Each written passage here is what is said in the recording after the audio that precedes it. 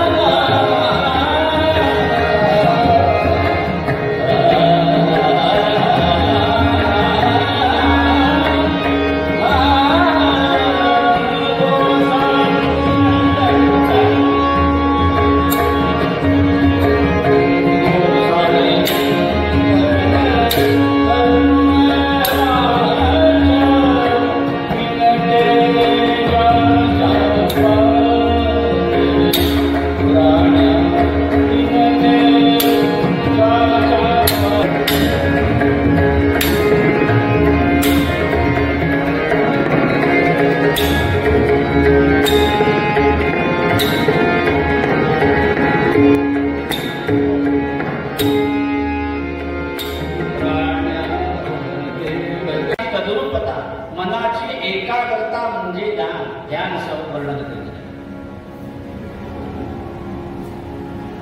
इंग्रजीमध्ये जर सांगायचं झालं तर concentration of mind is called ध्यान. कॉन्सन्ट्रेशन म्हणजे पूर्ण कॉन्सन्ट्रेट होऊन त्या ठिकाणी भगवंतासमोर बसेल, भगवंताचं ध्यान करणं.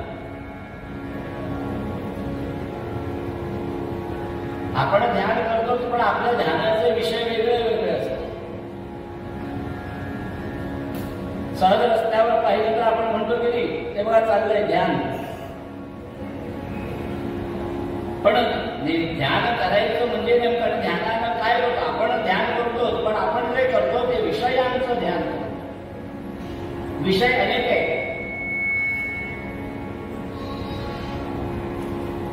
मुख्य विषय 6 आहे. काम, क्रोध, लोभ, मोह, मद आणि मत्सर. हे षड्विपुरुष आहे. हे 4 आहे, 6 आहे. या 6चं वर्णन त्यांचं आपण ध्यान करतो.